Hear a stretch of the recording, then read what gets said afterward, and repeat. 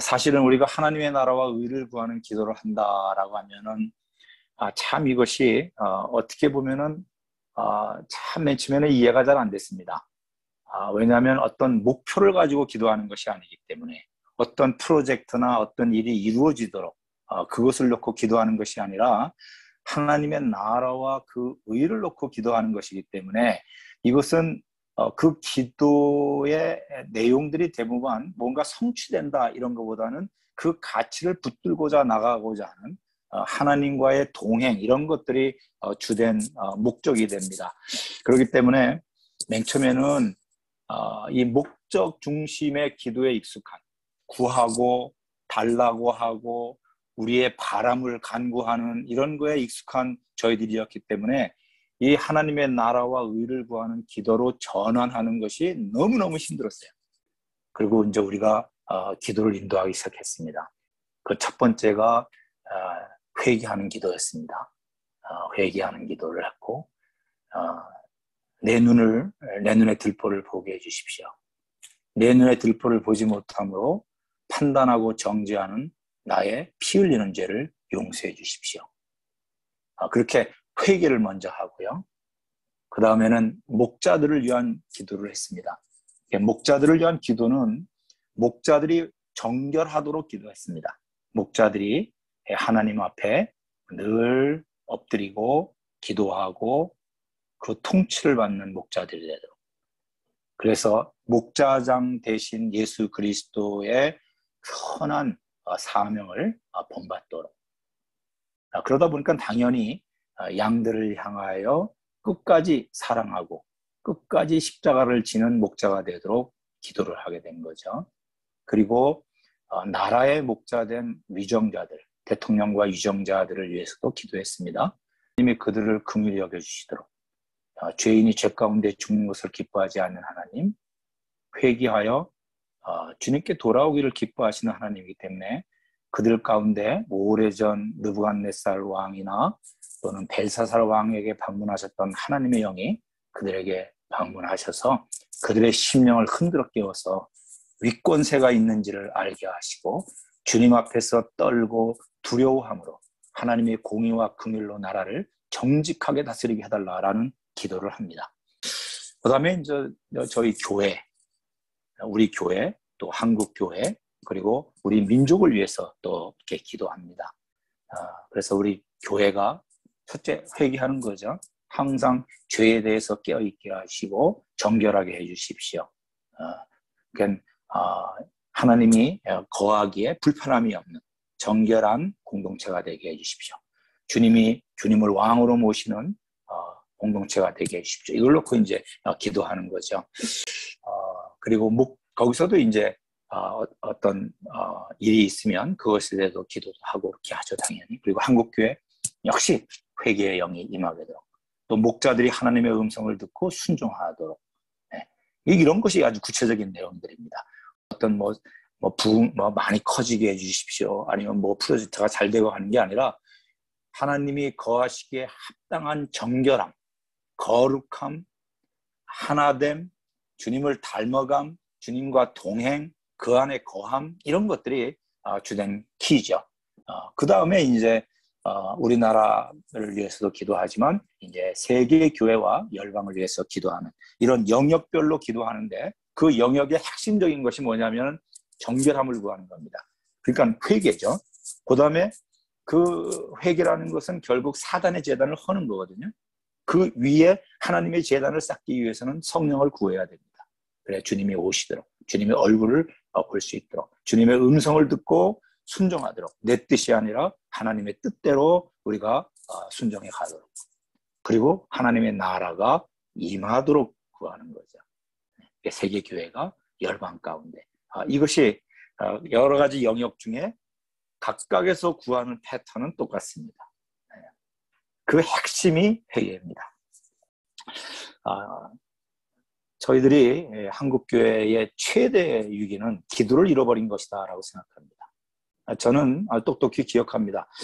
제가 젊었을 때 그때만 하더라도 예배가 끝나고 목사님이 축도하면 여기저기서 교회를 떠나지 않고 그 자리에 앉아서 기도하고 부르짖고 울고 흐느끼며 기도하는 소리를 저는 지금도 기억합니다. 근데 지금은 썰물처럼 빠져나가죠. 축도가 끝나면 벌써 반은 사라져요. 순식간에 텅 빈 예배당을 봅니다. 기도 소리가 지금 이 교회 안에는 거의 들리지가 않습니다. 옛날에는 우리가 알다시피 금요 철야하면요, 저녁부터 해서 새벽까지 기도했습니다. 말 그대로 철야했습니다. 근데 지금은 그렇지 않죠. 네. 깨끗한 정결한 마음, 그리고 신실한 기도, 이것이 복음을 우리 안에 살게 하는 실제적인 능력인데, 우리에게 이것이 무너졌어요. 지금 기도 다 중요하다고 알아요. 그런데 믿는 분들이 기도하지 않는 이유가 있어요. 그것은 믿음이 없기 때문에 그런 것 같아요. 하나님이 우리의 기도를 들으신다 하는 것을 믿지 않기 때문에 그런 것 같아요. 하나님을 의지하지 않기 때문인 거죠. 근데 우리는 의지할 게 너무 많아요. 세상에. 인생에 의지할 건이 맞으니 하나님을 의지하지 않는 거죠. 그 원오브 되는 거죠. 그럼 기도가 필요가 없이 느껴지는 거죠. 우리가 기도가 중요하다고 하지만 실제로 기도하지 않으면서 기도하기가 너무 쉽습니다. 하나님께 힘을 다해 친밀함이나 주의를 기다리지 않고 그냥 기도라는 도구를 통해서 하나님과 좋은 관계를 갖고 있다라는 이런 명성을 얻는 것, 이거 어렵지 않습니다. 네. 기도의 형태를 통해서 기도의 사람이라고 얘기 듣는 것이 쉽지요. 이건 뭐 일부러 그렇게 하지 않아도 그렇게 되는 경우가 굉장히 많습니다. 그런 기도는 인격적이지 않죠. 하나님과의 관계에 뿌리를 두고 있는 것이 아닙니다. 하나님만을 갈망하지 않습니다. 목마름이 없는 거죠. 모양은 있지만 통회함이 없어요. 나는 그것이 외식의 기도고 게으른 기도다 이렇게 생각해요. 어떻게 보면은 기도의 삶을 가리는 위장술이다라고까지 얘기할 수 있을지 모르겠습니다. 진정한 기도는요, 나는 괴수입니다라는 고백이 있고 실제로 죄인임을 아는 거예요. 거기에 자기의 부인이 있습니다. 여러분 알다시피 왜 바리새인과 세리의 기도 성경에 나오지 않습니까? 이 바리새인의 기도는 자기 의를 드러내요. 내가 이것도 했고 저것도 했고 이것도 했습니다. 거기는 반드시 뭘 구하냐면 대가를 구합니다. 거기는 차별이 있어요. 나는 저들과 다릅니다. 바리새인들은 내가 다른 사람과 다름을 감사해요. 같지 않음을 감사해요. 성공을 감사해요. 자기가 잘한 것을 감사해요. 굉장히 외면적입니다. 근데 주님은 겉을 보지 않고 뭘 보시죠? 우리의 중심을 보신다고 그랬어요. 그 세리의 기도를 보십시오. 자기에 대한 절망입니다. 고통, 연단, 아픔을 고백하고 있죠. 가슴을 치며 용서를 구하고 그 용서에 감사하는 거예요. 다 뭐죠? 내면적입니다. 마음을 다루는 겁니다. 이런 기도를 하면 성령님이 임하십니다. 여러분, 그 사도 바울이 디모데에게 기도를 이렇게 하라고 가르쳐줍니다. 그게 뭐냐면 간구와 기도와 도구와 감사로 하라 그랬어요. 간구가 뭐죠? 영어로 하면 request예요. 이것은 감정을 쫓아서 그냥 기도해 보라는 거예요. 슬프다? 그럼 슬프다고 기도하고, 애가 아프다? 애가 아프면 낫게 해달라고 기도하고, 남편이 지금 뭐 비즈니스 하는데 어렵다? 그럼 그거 기도하라는 거예요. 그 다음에 나타나는 게 뭐죠? 기도. 리퀘스트 다음에 프레이어예요. 기도. 이 기도는 뭘 구하냐면요, 하나님의 임재를 간구하는 겁니다. 여러분 한번 우리 기도해 봐서 알잖아요. 우리 남편 좀 어떻게 좀 고쳐주세요. 막 기도하다가 그 끝에 나오는 기도가 뭐죠? 주님이 오시면 됩니다. 우리 남편에게 주님이 오시면 됩니다. 우리 집에 주님이 오시면 됩니다. 이게 기도입니다. 이게 기도예요. 하나님의 임재를 구하는 것, 하나님의 얼굴을 구하는 것. 그 다음에 나오는 게 뭐죠? 그렇게 하나님의 임재를 구하면요, 지금 내가 남편 때문에 아기 때문에 무슨 돈 때문에 하는 것이 시시해요. 지금 아프가니스탄을 위해서 기도해야 되는 그런 마음이 드는 거예요. 그게 도구로 나가는 겁니다. 그리고 마지막에는 뭘로 끝나요? 감사로 끝납니다. 어떻게 감사합니까? 아픈 것이 감사합니다. 사업이 안 되는 게 감사합니다. 지금 문제가 생긴 게 감사합니다. 이것이 주님을 주님께서 나를 초청하시는 그 선한 의도라는 것, 사랑이라는 걸 깨닫습니다. 하나님 고맙습니다. 잘됨을 감사하지 않고 어려움, 고통을 감사할 수 있는 거죠. 이것이 이제 처음 기도할 때 간구, 기도, 도고, 감사예요. 그런데 계속 기도하다 보면은 간구가 빠져요. 기도부터 들어가요. 하나님의 인재를 구하고 하나님을 보고 싶어하고 하나님을 갈망하게 되죠. 그리고 간구는 그건 언제 기도하냐? 하나님이 다 아신다는 걸 알아요. 주님을 구하면 그것은 하나님께서 알아서 처주하신다. 해결해도 좋고 해결 안 돼도 좋다. 하나님을 만나면 된다. 이것이 하나님 나라와 의를 구하는 근본적인 마음의 자세다. 이렇게 생각이 됩니다. 그렇게 되면 정말 이제 골방에서 열방으로 나가게 되는 거죠. 네. 여러분, 사무엘상 1장은 지금 성경이 이스라엘 왕국의 역사, 그 중에서 이제 초기 역사를 서술하고 있는 거 아닙니까? 이스라엘 역사의 시작이에요. 근데 그 역사의 시작을 뭘로 시작하죠? 한나의 이야기로 시작합니다. 한나의 기도로부터 시작하는 거야. 그렇게 잡은 이유가 있는 거죠. 이 히브리 역사가 어떤 영웅적인 인간의 힘으로 만들어진 것이 아니라 기도를 통해 이루어진다는 숨은 전조가 여기에 감춰져 있는 겁니다. 이 한나의 이 기도는 지금 불임 때문에 기도하는 거였잖아요. 근데 사실은 그것은 비유적인 겁니다. 실제적으로 불임이지만 그러나 그 안에 담겨져 있는 히든 메시지가 있어요. 그것은 뭐냐면은 어두운 이스라엘 민족의 운명을 파고드는 예언자적인 그 음성이 한나의 기도에 담겨져 있는 겁니다. 여러분, 평범한 한 사람이 기도의 휘장 안에 들었었을 때 한 나라의 역사가 잉태되고 한 나라가 시작되고 살아서 꿈틀거린다는 것을 기억해야 될 것입니다. 평범한 한 사람입니다. 불임의 한 여인입니다. 이건 무슨 얘기죠?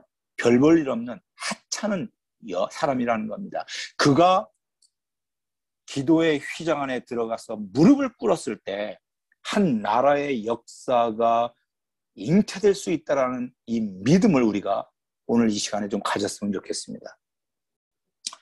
우리가 기도가 무엇인지를 안다면 자신이 변하고 교회가 변화되고 선교 현장도 변화된다라는 것을 알 겁니다. 우리가 기도가 어떤 것인지를 알고 그 심정으로 기도하면 눈물이 말라버린 사역자들도 변할 수 있다는 것을 우리가 붙들고 기도해야 됩니다.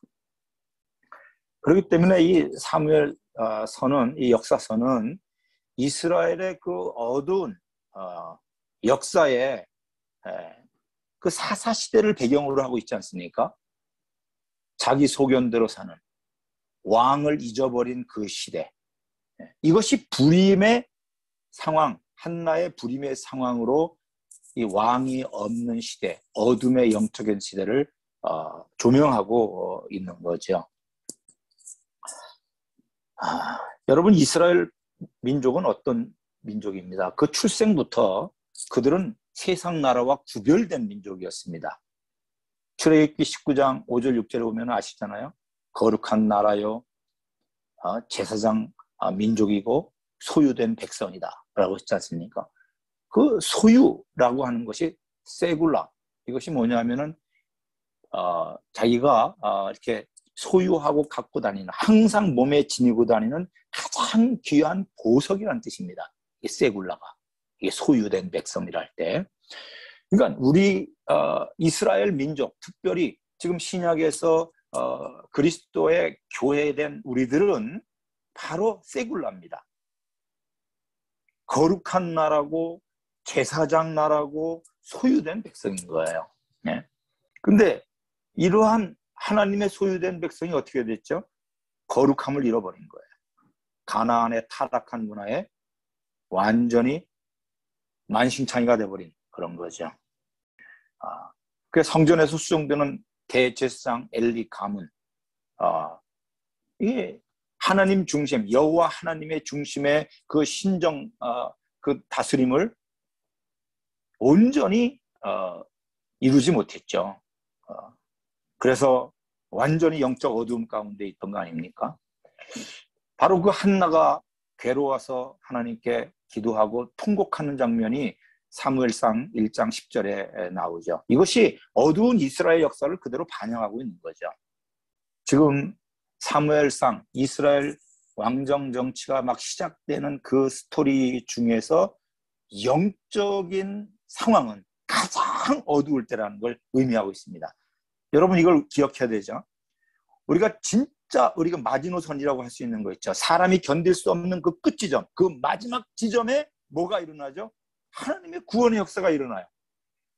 그래서 이 왕정 정치가 시작되는 것은 사사시대의 그 완전히 타락한 우상 숭배가 가득하고 성전에서 술 취한 사람들이 드나드는 그러한 때에 하나님의 새로운 역사가 일어난다. 근데 그냥 일어나지 않는다. 뭐다? 부르짖는 여인이 있었다는 겁니다. 이것이 사무엘 이 역사서의 시작이죠. 많은 사람들은 우리가 절망하면 하나님도 절망이고, 우리가 그치면 하나님도 그치고, 우리가 못하면 하나님도 못하는 줄 알아요. 하나님은 결코 그런 분이 아니시죠. 네. 홀로 기이한 일을 행하시는 하나님이십니다. 우리 하나님은 홀로 그 일을 행하시는 하나님이라는 것을 기억해야 됩니다.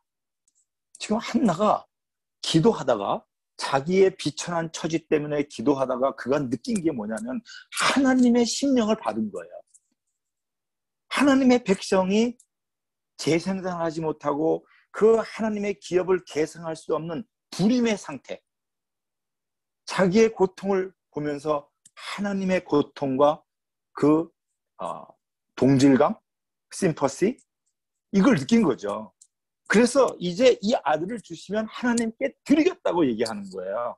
한나가 그 마음을 알았던 것 같아요. 그렇게 기도하고 있는데 생명을 잉태하지 못한 이 마시간 제사장 엘리가 뭐라고 그랬죠? 야, 너 지금 술 주정하냐? 이렇게 얘기했잖아요. 너 술 주정하냐? 엘리가 이 말이 얼마나 많은 예배를 드리러 온 사람이 술에 취해서 하나님의 전을 들어드는 것을 간접적으로 얘기하고 있는 거죠. 네?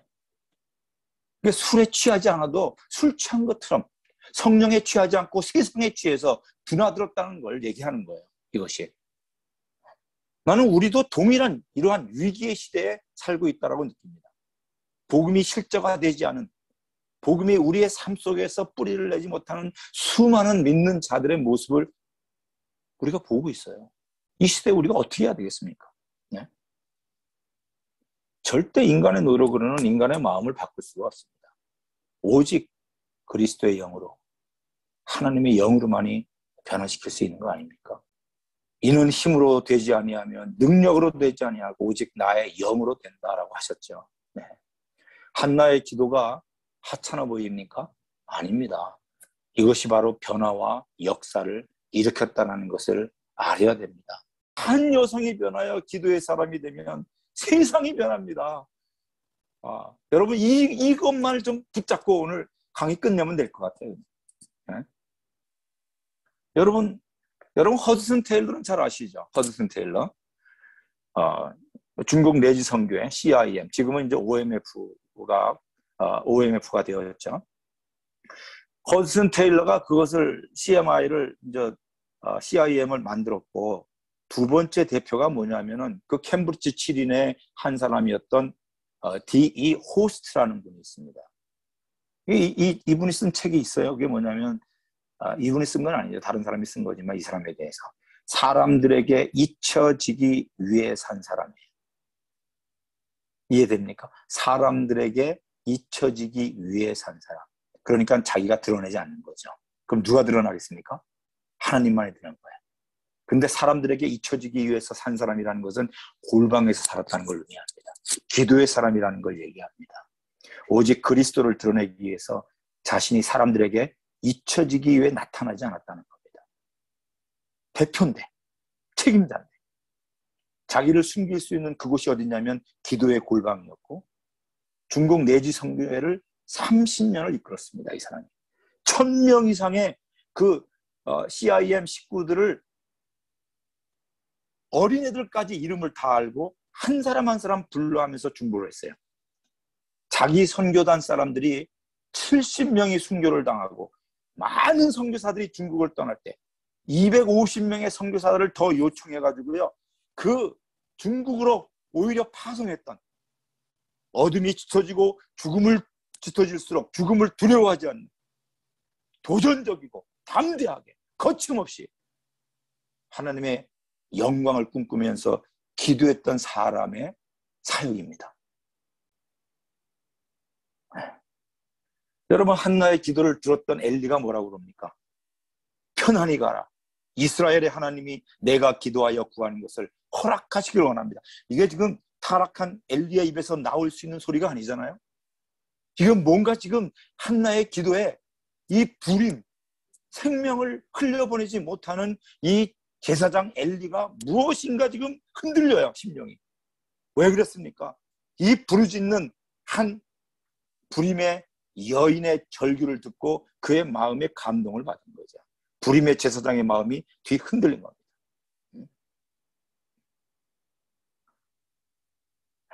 많은 사람들 기도를 무시합니다. 아예 기도를 하지 않는 사람도 많습니다. 만몬을 우상으로 모시고 살아가는 사람들, 잘 먹고 잘 사는데 뭐가 부족해서 기도하느냐. 기도를 단지 자기가 원하는 것을 구하는 것으로 이해하는 사람이라면 기도할 이유가 없습니다.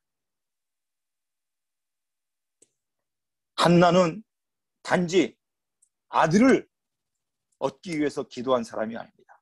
하나님의 이름을 구한 믿음의 사람입니다. 기도의 사람입니다. 하나님의 이름을 구한 자입니다. 하나님을 구한 자로서 서는 한 여자가, 한 자매가 세상을 변하게 합니다. 이걸 기억합시다. 그러면 성경에서 얘기하는 기도의 의미가 뭘까? 여러분, 기도를 이제 히브리어로 보면은 굉장히 많은 단어가 나옵니다. 그런데 그 중에 핵심적인 자음 두 개가 뭐냐면은 페이하고 라멕입니다. 페이, 라멕. 이 두 단어가 기도의 자음입니다. 기도는 뭐다? 자기의 마음을 살펴서 자기를 심판하는 거예요. 그게 회개의 시간입니다. 그래서 겸비해서 주님께 돌이키는 시간이에요. 이 팔이라고 하는 이 회개하는 것과 관련된 이 단어, 팔날 하면은 심판하다라는 거예요. 그러니까 심판하다는 것도 회개와 관련이 되어 있는 그러한 용어입니다. 그렇기 때문에 정말로 기도의 성경적 핵심은 하나님께로 돌이키게 하는 회개를 촉구하고 있는 겁니다. 시편 139편 23절을 한번 좀 보도록 하겠습니다. 여러분, 전도서를 기록한 솔로몬의 눈에 해 아래 사는 인생들은 새 것이 없다고 했습니다. 한마디로 뭐죠? 새 것이 없다라는 것은 괴롭고 피곤할 뿐이다. 바로 지금 헤벨이라는 단어를 연거푸 써가면서 인생의 덧없음을 노래했지 않습니까? 예수를 믿는 우리들은, 새로운 피조물이 된 우리들은 기도와 소망으로 세월을 아끼면서 살 수 있다라는 거예요. 세상 사람들은 헛되도. 많은 사람들이 기도 그러면 그냥 딱 감으로 느끼는 게 있어요. 그것은 뭐냐면 구하는 것이다 이런 거죠. ask 아니면 beg 이런 거죠. 구하는 거예요. 기도도 왜 빌기 빌도 아닙니까? 기도도 빌고 빈다라는 뜻입니다. 기도가. 흔히 세상 사람들이 얘기한 이방인의 기도들은 뭐냐 하면은 받아내려는 거에 관심이 있는 거예요. 자기가 원하는 것. 네. 여러분, 우리가 하나님을 뭐라고 부르죠? 로마서 8장에는 아바 아버지라고 그랬잖아요. 아바 아버지. 여러분, 이 아바라는 것이 바로 아람어에서 나온 거거든요. 아람어. 아빠라는 것이. 이 아람어에서 아빠라는 뜻이 무슨 뜻이냐면요. 주시는 분 이런 뜻입니다. 주시는 분. 주는 일에 어느 누구도 따라올 수 없는 가장 잘 주시는 분. 이게 뭐예요? 아빠예요. 가장 잘 주시는 분.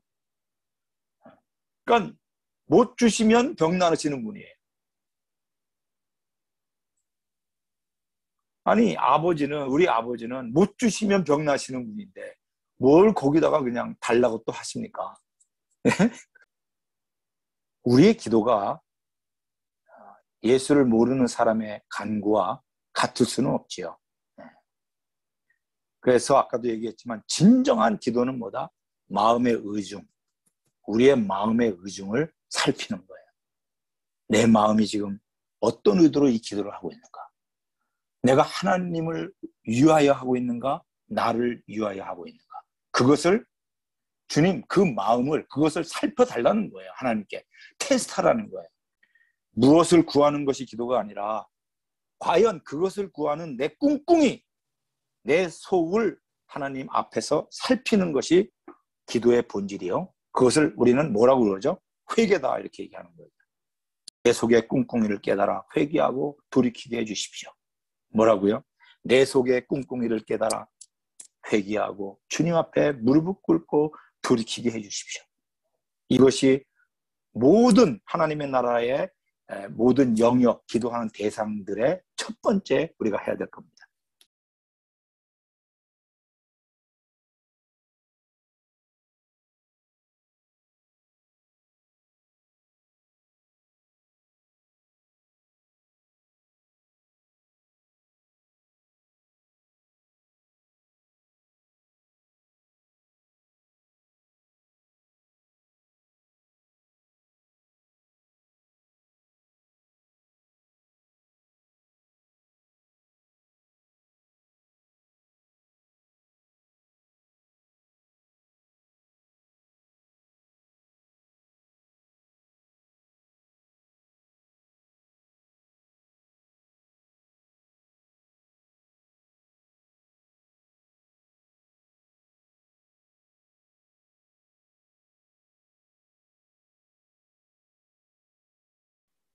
뭐라고요? 주님이 경건한 자를 택하신 줄, 이것이 구별된 자리로 부르신 줄을 알지어다. 이것이 원어의 뜻입니다. 즉 기도의 자리로 부르셨다는 거예요. 그래서 내가 그를 부를 때, 내가 하나님을 부를 때 하나님께서 들으신다는 거예요. 하나님이 구별하신 거룩한 자리라는 걸 인식하지 못하고 기도하러 간다면 어떻게 돼요? 그 기도는 정결한 기도가 될 수가 없겠죠. 여러분, 오랫동안 기도를 열심히 하고 막 목청을 내서 목이 쉬도록 기도해도 구별된 자리로 자기가 들어갔다는 것을 알지 못하면 그것은 바른 기도의 사람이 아닙니다. 기도는 거룩한 지성소로 나아가는 시간입니다. 거룩하신 내 사랑하는 주님을 만나는 구별된 시간이에요. 네. 여러분, 전도서 5장 2절에 보면 이런 말씀이 있어요. 제가 한번 읽어볼게요. 너희는 하나님 앞에서 함부로 입을 열지 말며 급한 마음으로 말을 내지 말라. 하나님은 하늘에 계시고 너는 땅에 있음이니라. 그런즉 마땅히 말을 적게 할지어다. 이게 무슨 얘기죠? 이걸 쉽게 이렇게 말씀할 수 있는 거죠. 너 알아야 될 게 있어, 하나. 너 알아야 될 게 분명히 있는데 지금 네가 누구 앞에 서 있는지를 알아야 돼. 이 얘기입니다. 그러니까 우리 입은 항상 부정하죠. 이 부정한 입술이 경솔하게 함부로 하나님 앞에 기도한다고 입을 열지 말라는 거예요. 여기 함부로 입을 열지 말라라고 할 때 이 동사 헬, 이것이 영어로는요 dismay, terrify, 여기 테러라는 단어가 여기서 나왔습니다. 그러니까 기도로 하나님을 테러하지 마, 이런 얘기야. 놀래키지 마. 이상한 말 해가지고 하나님을 놀래키지 마. 바로 그 얘기를 하는 겁니다. 하나님을 크게 실망시키지 마. 하나님을 경악시키지 마. 함부로 입술에서 나오는 기도를 가지고. 기도의 자리에 들어간다면 우리 마음가짐이 달라져야 돼. 내가 누구 앞에 지금 서 있는지를 알고 하나님께 간구하고 엎드리기 전에 거룩한 자리로 나아가는 시간임을 알고 주님을 깊게 생각하고 십자가를 바라보며 그 피로 씻고 들어가고 입을 열어야 된다는 것을 얘기하는 겁니다. 다시 한번 정리하죠. 기도라는 것은 내가 원하는 것, 내 유익을 위해서 구하는 자리가 아니다. 절대로 무엇을 구하기 위해 들어가 애쓰는 자리가 아님을 우리가 기억해야 됩니다. 아시겠죠? 네. 하나님 나라 의를 구하는 기도의 첫 선보다 회개로부터 시작한다. 그리고 그 자리는 구별된 자리다. 함부로 입을 열어서는 안 된다. 주님이 들으시는 만한 것. 그러니까 자기의 유익이나 어떤 비즈니스나 이런 것을 구하러 나간다. 필요에 따라 있을 수 있겠죠. 그러나 본질적으로는 그것이 아니라는 겁니다. 주님을 구하는 거예요. 그때도. 그 문제 하나님이 아시고 하나님께 그것을 맡겨버리는 거죠. 그리고 열심히 하는 거 되는 거예요. 그냥. 네. 시편 141편 2절을 한번 보도록 하겠습니다. 예, 시작. 나의 기도가 주의 앞에 분향함같이 되며 나의 손드는 것이 저녁 제사같이 되게 하소서. 그게 분향하다, 저녁 제사, 이게 다 제사 용어예요. 기도가 제사와 관련되어 있습니다. 하나님께 드리는 중요한 의식이라는 것이요. 여러분, 누가 그렇지 않습니까? 여호와께서 모세를 불렀을 때 이스라엘 자손에게 얘기하라. 너희 중에 누구든지 여호와께 예물을 드리려거든 가축 중에서 소나 양으로 오퍼링, 예물을 드려라 그랬습니다. 네. 이걸 바울은 로마서 12장 1, 2절에서 이렇게 얘기해요. 여기 산 재물, 이 재물이 뭐죠? 그 재물이에요. 제사 드릴 때 드는 재물. 그 옛날에는 짐승을 드렸는데 너를 제물로 드려라는 거야. 근데 우리가 살아있잖아요. 그러니까 산재물이에요. 예. 이건 정확하게 뭘 얘기하고 있냐면 나는 죽고 예수 그리스도가 사는 확실한 죽음의 자리가 되게 해주십시오라는 겁니다. 기도가 뭐라고요? 나는 죽고 그리스도가 사시는 확실한 죽음의 자리. 자, 그래서 기도자가 이렇게 자신을 불러 태워서 죽음으로 살아간다는 거예요. 나를 날마다 죽게 해주십시오. 내 자신을 태워서 하나님 앞에 죽음을 드리게 해주십시오. 자신을 거룩한 산 제물로 죄를 짓는 옛사람을 죽이는 거예요. 십자가로 자신의 삶을 드리는 것을 의미하는 거예요. 십자가에 못 박히는 걸 얘기하는 겁니다. 겟세마네 동산에서 우리 예수님이 이걸 한마디로 이렇게 얘기했죠. 내 뜻대로 마옵시고 주님의 뜻대로 하옵소서. 옛 성품을 죽이는 겁니다. 내 바람을 죽이고 주님의 바람, 주님의 뜻, 주님의 섭리, 주님의 약속이 온전히 일어나도록 기도하는 겁니다. 이걸 다른 말로 하면 뭐죠? 자기 부인입니다. 자기 뜻을 죽이는 겁니다. 네. 기도의 본질은 제물이 되는 거예요. 자기를 깨뜨리고 죽이는 겁니다. 가슴을 치는 탄식으로 통회하는 겁니다. 죽지 않는 자기를. 우리는 십자가에서 죽은 자인데 얼마나 죽은 척하는 것이 맞는지 몰라요. 여러분 안 죽고 있으면요 너무 아파요. 힘들어요. 그래서 십자가에서 내려오려고 발버둥을 치죠. 근데 십자가에서 죽으면 잠잠히 주님의 뜻만을 바라는 거죠. 우리는 흔히 회개한다 그러면 자기 죄를 고백하는 시간으로 생각합니다. 맞습니다. 틀리지 않습니다. 근데 회개하는 기도도 기도하다 보면 자꾸 변해요. 어떻게 변합니까? 바른 회개를 하게 됩니다. 회개도 진부합니다. 바른 회개가 있고 어린아이 회개가 있는 거죠.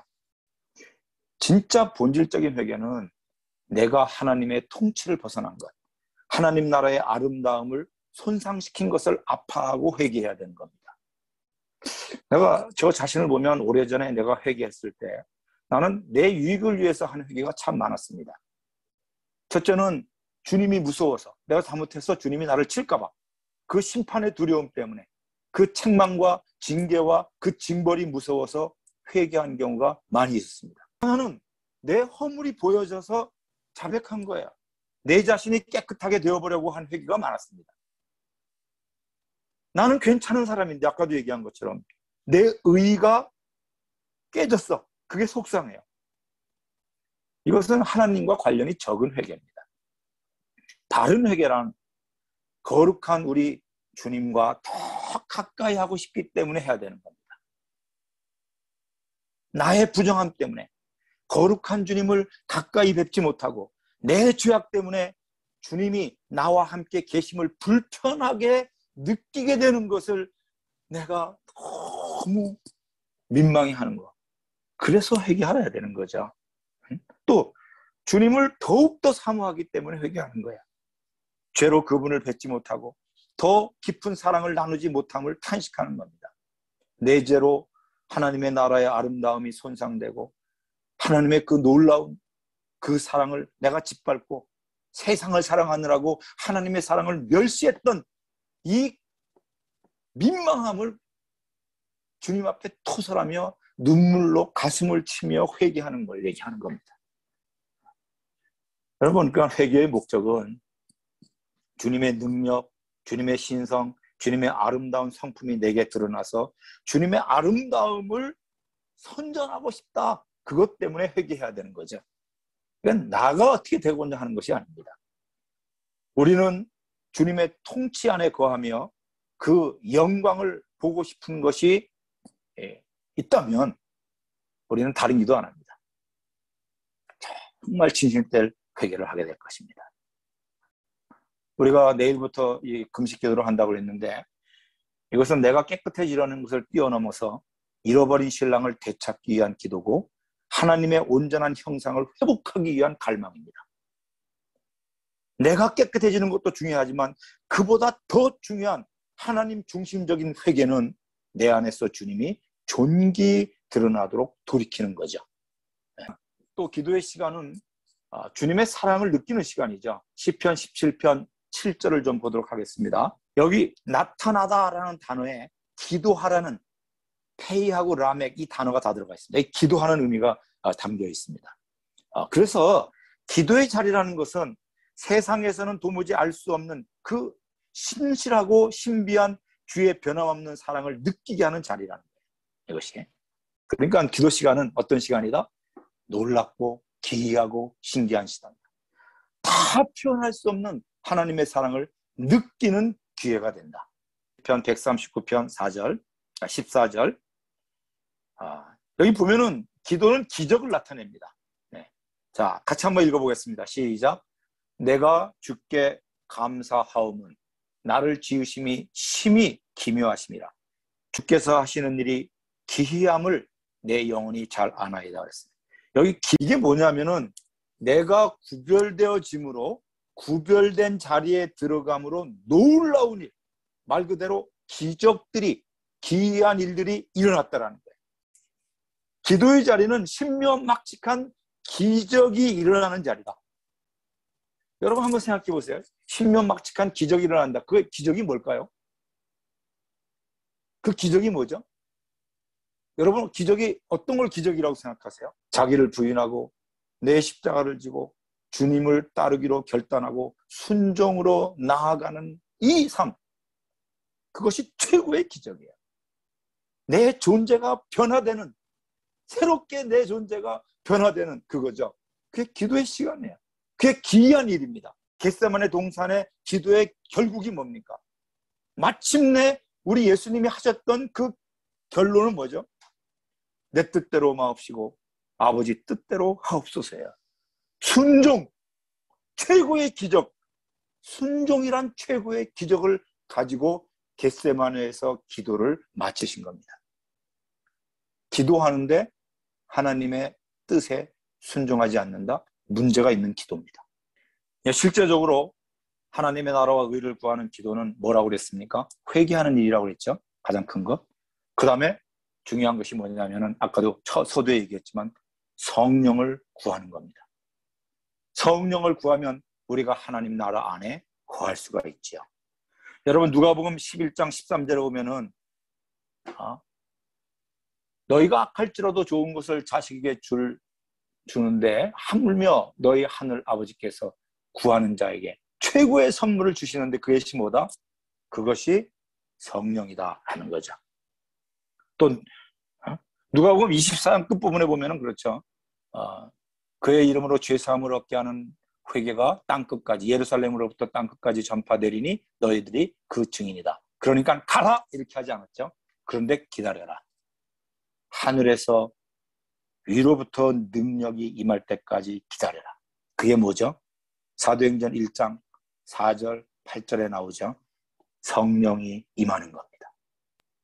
아버지께서 가장 주고 싶어하는 최고의 선물은 뭐다? 성령의 임십니다. 지금 우리는 성령이 우리 안에 임했죠. 그걸 엑수시아라고 그러죠. 그 성령님이 우리들의 왕으로 좌정하실 때 두나미스, 그 권능이 나타납니다. 성령의 임재가 권능으로 나타나면 사실은 하나님의 나라의 모든 일은 순조롭게 저절로 되어집니다. 그러면 주님은 우리가 정말 하나님의 말씀 앞에 떨게 하시고 엄중한 말씀으로 하나하나 하나님의 말씀을 가벼이 대하지 않고 엄중한 하나님의 말씀으로 받게 됩니다. 그래서 어떻게 해요? 순종하죠. 말씀을 묵상하고 순종하도록 부끄러움이 없는 삶을 살게 하십니다. 그리고 아까도 얘기했지만 죽음의 자리로 들어가는 거라고 했잖아요. 십자가를 지는 삶을 살게 하는 거예요. 십자가를 지는 삶. 그리고 주님의 참 사랑으로 우리를 이끌어 가세요. 그리고 마침내 우리를 기도의 집으로, 온 민족을 위한 기도의 집으로 이끌어 가십니다. 성령으로 우리를 온 민족 위한 기도의 집으로 변화시켜서 열방을 중보하도록 하시는 겁니다. 너무나 놀랍죠. 고린도 10장에 보면은 너희의 삶이 온전케 될 때 복종하지 않는 열방을 내가 다루시겠다라는 말씀이 나옵니다. 열방을 변화시킬 수 있는 키는 내가 기도를 통해서 나의 심령이 하나님의 심령을 닮아지게 될 때 하나님은 그때에 열방을 변화시키겠다고 약속하셨어요. 이것을 우리가 기억해야 될 것입니다.